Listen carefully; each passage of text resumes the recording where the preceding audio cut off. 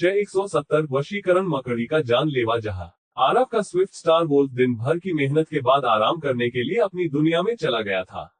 अगर वो यहाँ होता तो आरव को इस वशीकरण मकड़ी का सामना करने में और आसानी होती।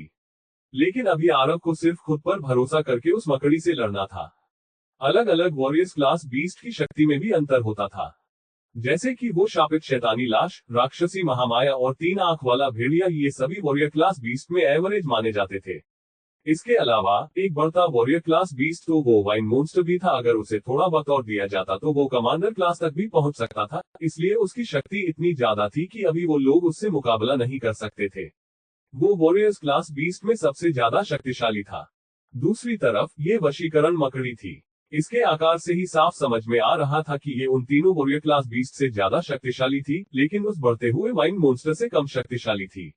आरव अपना फोकस मैजिक टूल पहने हुए था, जिससे उस पर वशीकरण स्पेल का असर नहीं हो सकता था। उधर समायरा इस बीस्ट को मारने की ठान कर बैठी थी, इसलिए इससे अब कोई फर्क नहीं पड़ रहा था कि उस पर वशीकरण स्पेल का असर हुआ था या नहीं। आरव के हिसाब से बिना उसकी वशीकरण स्पेल के उस वशीकरण मकड़ी का सामना करना इतना मुश्किल नहीं था। बस अब उन्हें किसी भी तरह उस मकड़ी को मारना था, ताकि उनकी टीम का हाल भी उन एक आंख वाले भेड़ियों की तरह न हो। अचानक उस वशीकरण मकड़ी ने अपने पैर आगे बढ़ाए और उनसे हवा में एक कट बनाने लगी। आरव और समायरा उससे लगभग 30 मीटर की दूरी पर खड़े थे। वो दोनों ये देखकर हैरान रह गए कि वो वशीकरण मकड़ी देखने में जितनी सिंपल लग रही थी, असल में उतनी सिंपल नहीं थी। हवा में जो उसने कट बनाए थे वो 2 शॉक वेव्स में बदल गए थे, जो समायरा और आरव की तरफ बढ़ते जा रहे थे। आरव तुरंत उस जगह से हटा। उसे अपने ऊपर एक ठंडी हवा का एहसास हुआ। उसने अपना सिर उठाकर देखा तो उसके पीछे जो एक दीवार थी वो बीच से टूटकर गिर गई थी। इतनी दूर खड़े रहकर उस वशीकरण मकड़ी ने इतनी बड़ी दीवार को गिरा दिया था। उसके वो पैर और उन पर कांटेनुमा बाल बेहद नुकीले थे। आरव ने पहले सोचा था कि ये डिमन बीस्ट जाल बिछाकर अपने शिकार को पकड़ रही थी और इसकी कॉम्बैट पावर इतनी ज्यादा नहीं होगी, लेकिन आरव गलत था। अपने एक ही हमले में उस वशीकरण मकड़ी ने लगभग आरव की गर्दन ही काट दी होती। समायरा ने उस हमले को अपने आइस स्पेल से रोकने की कोशिश की थी, लेकिन उसकी बर्फ की जंजीर टूटकर गिर गई। इसके बाद समायरा के पास अपनी विंड स्पेल का इस्तेमाल करने के अलावा और कोई चारा नहीं बचा था। इसलिए उसने अपना विंड ट्रैक का इस्तेमाल करके थोड़ी दूरी पर गई और अपने स्टॉक जोड़ने लगी। उसके चारों तरफ एक तेज हवा चलने लगी थी, जिसमें उसके कपड़े भी फड़फड़ा रहे थे। उसके बाल चांद की रोशनी में बेहद खूबसूरत लग रहे थे और उसके माथे पर जो निशान था वो बार बार रोशन हो रहा था और उस डिमन बीस्ट को मारने के इरादे को और भी मजबूत बना रहा था। वो पूरी तरह एक गुस्से वाली विंड फेरी में बदल चुकी थी, जिसका एक हमला भी दुश्मन पर भारी पड़ सकता था। उसकी स्पिरिट ग्रेट विंड स्पेल उसके आइस एलिमेंट से भी खतरनाक थी। उसने समायरा की कमान से वहां एक बहुत बड़ा बवंडर ला दिया था, जो लगभग 100 मीटर के इलाके में फैला हुआ था। उसने अपने विंड डिस्क बवंडर का इस्तेमाल बहुत तेजी से किया था। ये देखते ही देखते महज हवा से एक बेहद खतरनाक बवंडर में बदल गया था और वो वशीकरण मकड़ी इसके ठीक बीचों बीच थी। वो जोर जोर से चीख रही थी और अपने नुकीले पंजों से बवंडर की दीवारों पर हमला कर रही थी। वो बवंडर और तेज होता जा रहा था, लेकिन उस वशीकरण मकड़ी ने भी जमीन में अपने पंजे गड़ा लिए थे ताकि वो फिर उस बवंडर में उड़ न जाए। उस मकड़ी की ग्रिप काफी स्ट्रॉन्ग थी। वो विंड डिस्क बवंडर के हमले के बाद भी जमीन पर चल रही थी।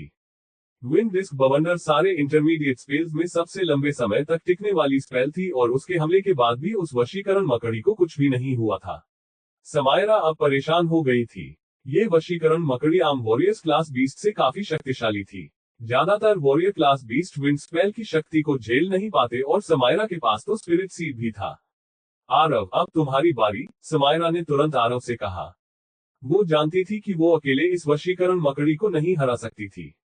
इसे हमलों में बिजी रखते हैं, ये बहुत तेज भी है, आरव ने कहा। ठीक है, वैसे तो विंड एलिमेंट एक बहुत बड़े इलाके पर असर करता था, लेकिन उसका असर फायर और लाइटनिंग एलिमेंट जैसा डायरेक्ट नहीं होता था। इसीलिए उस वशीकरण मकड़ी को कोई चोट नहीं पहुंची थी। रोज flame fury fist ground break. Aarav ने बिना वक्त बर्बाद किए अपनी सबसे ताकतवर स्पेल का इस्तेमाल किया। उसने अपने हाथ में फायर एलिमेंट की शक्ति इकट्ठी की और फिर फायर फिस्ट को सीधा अपने निशाने की तरफ फेंक दिया। कई सारे जलते हुए रोज फ्लेम उस वशीकरण मकड़ी के पास पहुंच गए थे। वहां कई सारे फायर पिलर्स जमीन से निकल रहे थे। फेरीफिस्ट ग्राउंड ब्रेक का असर भी एक बहुत बड़े इलाके में होता था, लेकिन इसकी एनर्जी के कारण पहले ही पता चल जाता था कि ये कहां हमला करने वाला है। वो वशीकरण मकड़ी बहुत चालाक थी। जैसे ही उसे फेयरी फिस्ट की एनर्जी महसूस हुई, वो झुक गई, और जब ग्राउंड ब्रेक की एनर्जी फटी, तो वशीकरण मकड़ी हवा में 10 मीटर ऊपर कूद गई। पहले उसे देखकर ऐसा बिल्कुल भी नहीं लगा था कि इतनी भारी भरकम मकड़ी इतनी ऊंची छलांग लगा पाएगी। ग्राउंड ब्रेक की सिर्फ कुछ ही फ्लेम उसे लगी, लेकिन वो भी उसे कोई नुकसान नहीं पहुंचा पाए। तुम्हें उसे फ्रीज करना होगा, आरव ने समायरा से कहा। वो तुरंत पीछे हट गया जब उसने देखा कि वो वशीकरण मकड़ी उसकी तरफ बढ़ रही थी। आरव ये देखकर हैरान था कि वशीकरण मकड़ी अपने हमलों में बेहद तेज थी। सिर्फ इतना ही नहीं, बल्कि जमीन पर भी उसकी रफ्तार कम नहीं हुई थी। वो अपने 8 पैरों से इतनी तेजी से चल रही थी कि पीछे बहुत सारी मिट्टी उड़ रही थी। उसकी रफ्तार लगभग राक्षसी महामाया जैसी थी। बस अंतर इतना था कि राक्षसी महामाया लगभग एक इंसान के बराबर थी और ये मकड़ी एक बुलडोजर जितनी बड़ी थी। ऐसा लग रहा था कि वो अगर इतनी तेजी से किसी पहाड़ से भी टकराती, तो वो भी चकनाचूर हो जाता।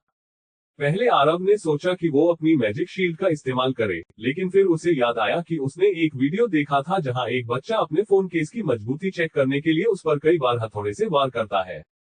उसके फोन केस को तो कुछ भी नहीं हुआ था, लेकिन जब वो अपना फोन देखता है तो वो पूरी तरह टूट चुका होता है।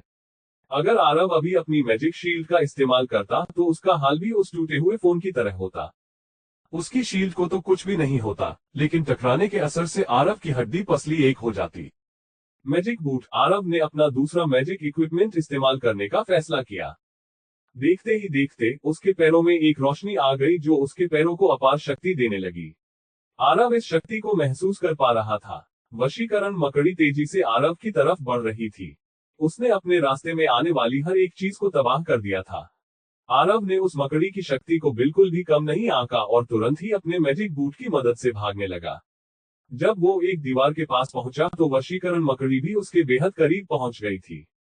लेकिन उसने दीवार में जोर से लात मारी और उस मकड़ी के ऊपर हवा में उड़ गया।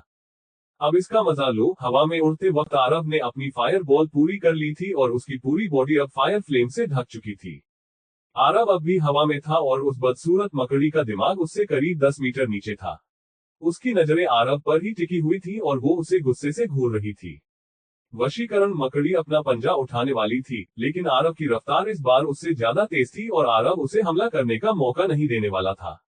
रोज फ्लेम फेरीफिस्ट, हमला करो। आरव का फेरीफिस्ट बहुत तेजी से सीधा उस वशीकरण मकड़ी के सिर पर जाकर लगा। वो इस बार आरव की फायर स्पेल के हमले से नहीं बच पाए। न सिर्फ तापमान बहुत ज्यादा था, बल्कि इसके लगने की शक्ति भी बहुत ज्यादा थी। इसके फोर्स से आरव भी हवा में पीछे की तरफ फेंक दिया गया था। वशीकरण मकड़ी सीधा जाकर जमीन से टकरा गई थी। इतना बड़ा शरीर होने के कारण जमीन में टकराने से वहां एक गड्ढा हो गया था और आरव की रोज फ्लेम उसके शरीर को बुरी तरह जला रही थी। समायरा वही थोड़ी दूर पर खड़ी थी और आरव के इस स्पेल को देखकर पूरी तरह से हैरान थी। आरव सच में बहुत बहादुर था। कोई और मैजिशियन होता तो कभी भी अपना इंटरमीडिएट मैजिक ऐसे हवा में इस्तेमाल करने की हिम्मत नहीं करता। सिर्फ इतना ही नहीं, बल्कि इससे साफ दिख रहा था कि आरव कॉम्बैट में कितना एक्सपीरियंस था। ना सिर्फ वो एकदम तेज था, बल्कि अपनी मैजिक को अच्छी तरह कंट्रोल करना और उसका सही इस्तेमाल करना भी जानता था। कई मैजिशियंस को अपने स्टॉल्स जोड़ते वक्त एक मूर्ति की तरह खड़े रहना पड़ता था। एक बार को वो सर्वेंट क्लास बीस्ट को हरा भी सकते थे, लेकिन वॉरियर क्लास बीस्ट के सामने उनकी ये रफ्तार उन्हें मौत के मुंह में धकेल सकती थी। आरव का फेरी फिस्ट काफी शक्तिशाली था। उस वशीकरण मकड़ी को जलते हुए गड्ढे से बाहर आने में ही काफी वक्त लग गया था। समायरा जानती थी कि वो वशीकरण मकड़ी आरव के सिर्फ एक फेरी फिस्ट से मरने वाली नहीं थी। इसलिए उसने तुरंत अपने इंटरमीडिएट विंड स्पेल से उस पर हमला कर दिया। उसका आइस एलिमेंट आरव के फायर एलिमेंट के खिलाफ जा सकता था, इसलिए उसकी जगह उसने अपने विंड एलिमेंट का इस्तेमाल किया ताकि वो बची हुई फ्लेम्स को और तेज जला सके। एक बार फिर वहां विंड डिस्क बवंडर आया। ये लगभग 100 मीटर बड़ा था। इसने कुछ ही पलों में आरव के फेरीफिस्ट की रोज फ्लेम्स अपने अंदर खींच ली थी। देखते ही देखते ये बवंडर पूरी तरह रोज फ्लेम से ढक गया था। अब ये सिर्फ विंड मैजिक नहीं था, बल्कि एक आग का बवंडर बन चुका था। हवा के कारण आरव की रोज फ्लेम और भी ताकतवर होती जा रही थी। जब आरव ने देखा कि समायरा उसकी फ्लेम से अपने विंड मैजिक को और ताकतवर बना रही थी, उसने उसकी मदद करने के लिए तुरंत 2 और फायर बर्स्ट का इस्तेमाल किया। आरव ने इन दोनों फायर बर्स्ट को सीधा समायरा के बवंडर की तरफ फेंक दिया। बस ऐसे ही 1-2 फायर स्पेल्स का इस्तेमाल और करो, समायरा ने आरव से कहा। आरव सच में प्राइमरी लेवल स्पेल्स इस्तेमाल करने में एक एक्सपर्ट हो गया था। जैसे ही उसके पहले दो फायर बर्स्ट समायरा के विंड डिस्क बवंडर से जाकर मिले, उसके हाथ में फिर दो फायर बर्स्ट आ गए। उसने फिर इन फायर बर्स्ट को सीधा बवंडर की तरफ फेंका। आरव कोशिश कर रहा था कि जब तक समायरा का विंड डिस्क बवंडर घूम रहा था, वो उसमें आग लगाए रखे ताकि उस वशीकरण मकड़ी को ज्यादा से ज्यादा नुकसान हो। आरव लगातार अपने स्टार पाथ बना रहा था। उसने आज तक इतनी रफ्तार से कभी भी एक साथ 5 फायर बर्स्ट का इस्तेमाल नहीं किया था। इन 5 फायर बर्स्ट ने एक साथ जुड़कर उसके सामने एक आग बना ली थी।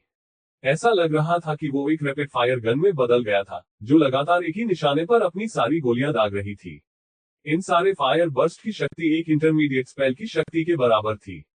आरव अपने इंटरमीडिएट स्पेल का इस्तेमाल इसलिए नहीं कर रहा था क्योंकि उसकी शक्ति से समायरा का विंड डिस्क बवंडर तुरंत तबाह हो जाता और वो वशीकरण मकड़ी बच जाती। दूसरी तरफ उसके फायर बर्स्ट समायरा के बवंडर में मिलकर उसे और ताकतवर बना रहे थे और वशीकरण मकड़ी को जला रहे थे। आखिर में विंड डिस्क बवंडर कम होने लगा। ये बस खत्म होने ही वाला था। वो वशीकरण मकड़ी अब भी अपने नुकीले पंजों से जमीन को पकड़े हुए थी, लेकिन इस बार उसे सिर्फ उस खतरनाक बवंडर का सामना नहीं करना पड़ा था। इस बार उसके साथ रोज फ्लेम्स भी थी, जिसने उसे अच्छा खासा नुकसान पहुंचा दिया था। समायरा ने अपना आखिरी जोर लगाया और एक बार फिर उसका विंड डिस्क तेजी से घूमने लगा। अब वशीकरण मकड़ी भी जमीन को छोड़कर उस बवंडर में घूमने लगी।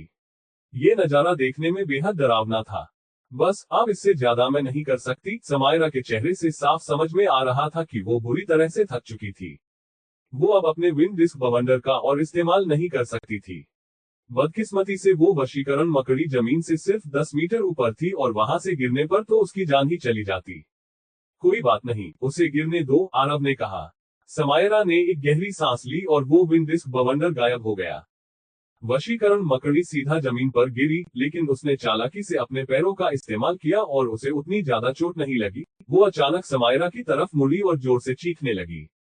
जैसे ही उसने अपना मुंह खोला, उसमें से कुछ बाहर निकलने लगा। उसका मुंह उसके अजीब से चेहरे पर छिपा हुआ था और उसके मुंह में 2 नुकीले दांत थे, जिससे ये चीज निकल रही थी।